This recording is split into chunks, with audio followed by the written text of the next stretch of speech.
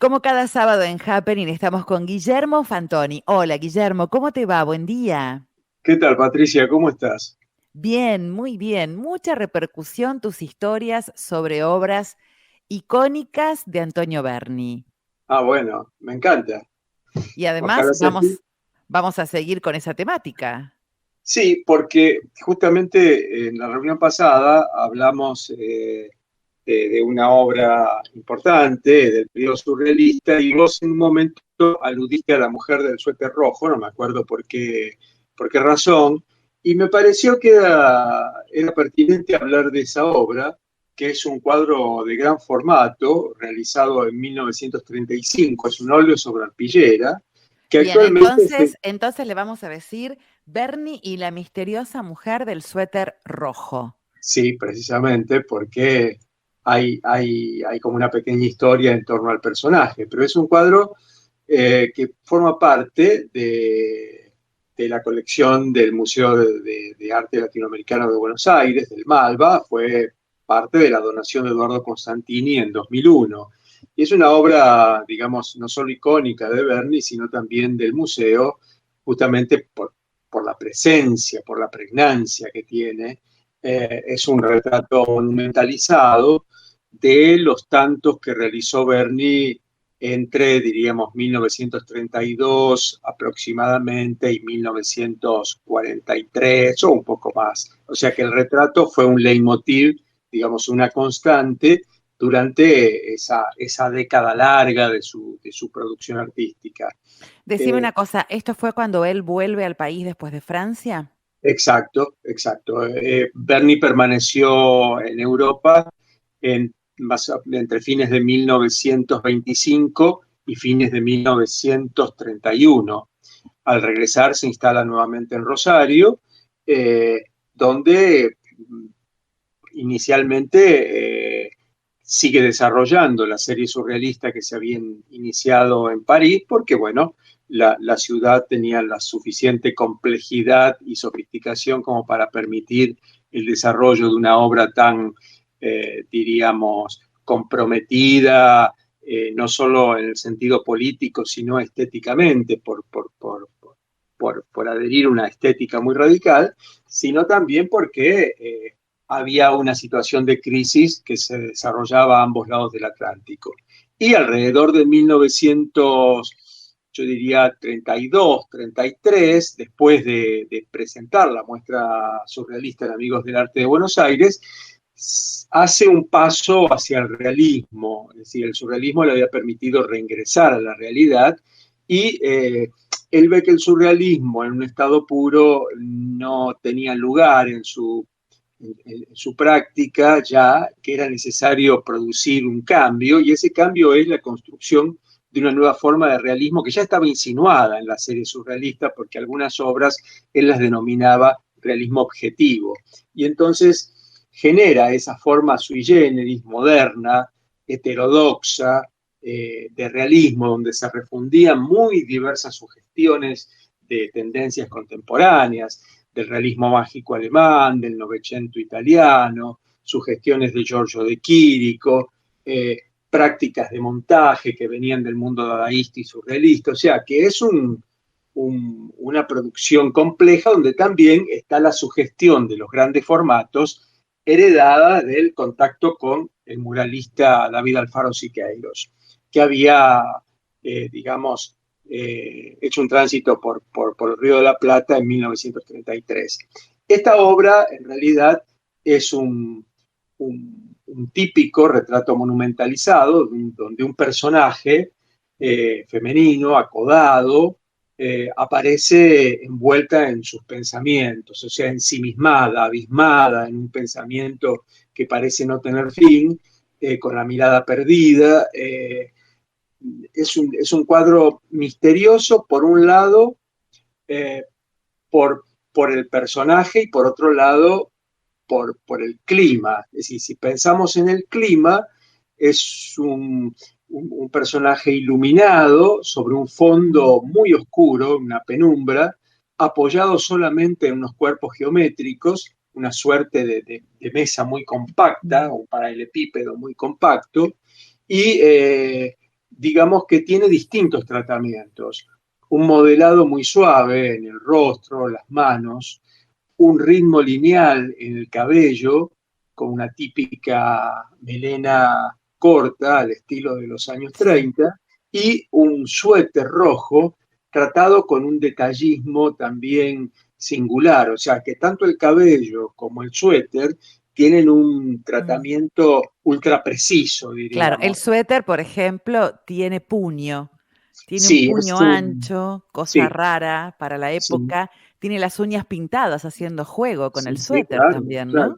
Y el pequeño anillo que viene de la pintura aristocrática italiana, o sea que los modelos de Ah, estos cuadros son, bueno, los retratos aristocráticos de la pintura mm, florentina o italiana en general. mm. Vos podés ver en Gli Uffizi, por ejemplo, que actualmente te venden pequeñas réplicas de las joyas que aparecen en los cuadros y son todos esos pequeños anillos que enjollan, digamos, a los Mm. personajes de las pinturas. ¿Quién En era este ella? caso, bueno, justamente el otro misterio es quién es. Se planteó muchas distintas hipótesis, incluso eh, Adriana Puigros pensó que era una novia de su padre, que era amigo de Berni, ¿no? Rodolfo Puigros, inicialmente un militante comunista, luego devenido en militante peronista, es uno de los que hace el paso del comunismo al movimiento peronista. Pero no era una novia de Puigros, sino que se trataba de Nina Terré. Nina Terré era una entrañable amiga de Antonio Berni y de Paul Cazenave, su esposa francesa, y algo así como una especie de, de familiar entrañable, no siendo específicamente un familiar, para Lilías, para su hija, que era quien la recibía en su casa o se hacía cargo de Ujú. ella cuando sus padres ¿Esta salían. mujer dónde vivía? Esta mujer era la esposa de un médico del sanatorio británico, era, eh, era la madre de Teresita Terré, según Lili Berni, una de las muchachas más lindas de Rosario en ese momento. O sea que Eh, Nina Terré, la mujer del suéter rojo, era Rosarina. Sí, sí, por supuesto, porque ellos vivían en Rosario en ese Claro. momento. O sea, tanto Bernie como Paul y su pequeña hija Lily, que en ese momento tendría unos 5 años, vivían en Rosario. Vivieron en Rosario hasta 1936, Mm, donde, digamos, es el año en que se instalan definitivamente en Buenos Aires. mm. Y Paul era una mujer sumamente activa por su vida social, por sus preocupaciones intelectuales, artísticas y políticas. Nina Terré se ve que era una persona muy, muy allegada al matrimonio Berni, se ve que había una sociabilidad con algunas figuras del británico. Pensá que los hermanos Lelio y Artemio Seno, médicos del británico, estuvieron muy ligados al Partido Comunista y hablaban de la medicina social, habían estado en Rusia en ese momento, eran figuras clave, digamos, de esa alta burguesía, digamos, politizada y muy ligada a la cultura de ese momento. O Ujú. sea que Nina Terré, evidentemente, era una persona de ese círculo social, de gente de algún modo allegada al mundo del arte y con el cual los Berni tenían Mm, tanto Paul como Antonio tenían un particular mm. afecto. Guillermo, ¿qué nos podés decir de la mirada de esta mujer? Mira, es el típico retrato melancólico del periodo entre guerras. Los melancólicos son figuras que aparecen pensativas, envueltas en esos pensamientos, con la mirada perdida, no pueden detenerse en ningún elemento en particular, ya que a menudo aparecen como lectores, sosteniendo un pliego de papel o un libro, o a veces las herramientas del geómetra porque suelen ser figuras de arquitectos o ingenieros o lectores. Es decir, el melancólico es el que está envuelto en pensamientos, el que pergenia un mundo, el que está imaginando un mundo. Eh, Mm, es frecuente en la pintura de entreguerras encontrarse con las figuras de la melancolía. Es decir, son estos pensativos, que pueden ser hombres o mujeres, muy ligados a, a la arquitectura, a las actividades constructivas o intelectuales. Está el famoso cuadro o el grabado de la Melancolía de Durero, que es una figura justamente con ropajes profusos, acodada, con los elementos de la geometría, con cuerpos geométricos, con los elementos de medición, que es como de alguna manera el modelo de todas estas figuras melancólicas que aparecen en este periodo, ¿no? Y justamente la pintura metafísica de Quirico también aludió permanentemente a las figuras de la melancolía. Bien, Guillermo, decías que esta obra de Berni está en el Malva. ¿Alguna vez vino prestada al menos a Rosario alguna exhibición? Yo no recuerdo, no te podría decir Mm. con certeza. Yo hice la ficha técnica de esta obra que está en internet, la pueden googlear tranquilamente. Ahí tienen todas las referencias y un texto donde justamente la ubico en su contexto estético e histórico y en la producción berniana, ¿no? Dentro de toda esa serie de obras desarrolladas en los años 30, de manera que pone la mujer del suéter rojo, Antonio Berni, y le va a salir la ficha del Malva, donde hay una hermosa reproducción con los colores muy fiel todos los datos y ese comentario que oportunamente hice para el Museo de Arte Latinoamericano. Así es, lo estoy leyendo en este momento precisamente.